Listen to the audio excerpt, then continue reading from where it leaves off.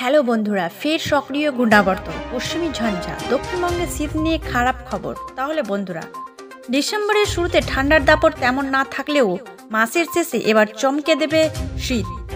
একের পর এক পশ্চিমী ঝঞ্ঝা এবং নিম্নচাপের জেরে রীতিমতো শীতের সুখ ভুলতে বসেছে বঙ্গবাসী। এবার হয়তো সেই দুঃখ ঘুষতে চলেছে সকলের, কারণ বছর শেষের এবার আবহাওয়ার বড় বদল হতে চলেছে। অর্থাৎ নতুন বছর শুরু হবে কনকনে শীত নিয়ে, তবে এর পরিস্থিতি খুব সাময়িক।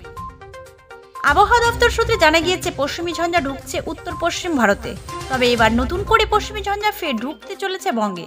আবহাওয়াবিদরা জানাচ্ছে 1 থেকে 6 জানুয়ারির মধ্যে জোড়া ঝঞ্ঝার ইঙ্গিত রয়েছে।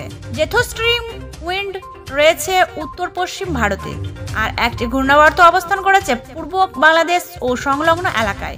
রাজস্থানে রয়েছে আরও একটি সক্রিয় ঘূর্ণাবর্ত, অর্থাৎ কনকনে শীতের আমেজ বেশি দিন স্থায়ী থাকবে না। আজ মঙ্গলবার চেনা শীতের দেখা মিলতে চলেছে রাজ্য জুড়ে। 3 থেকে 4 ডিগ্রি পারদ পতনের সম্ভাবনা রয়েছে।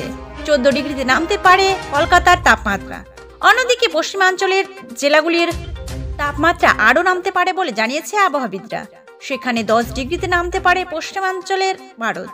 উত্তরের হাওয়া বইবে, তাপমাত্রা স্বাভাবিকের কাছে ঘোরাফেরা করবে।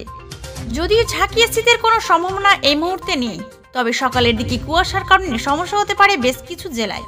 মুর্শিদাবাদ, বীরভূম, পূর্ব বর্ধমান এবং পশ্চিম বর্ধমানের ঘন কুয়াশা নিয়ে সতর্কতা জারি করা হয়েছে। এই ছিল আজকের আপডেট।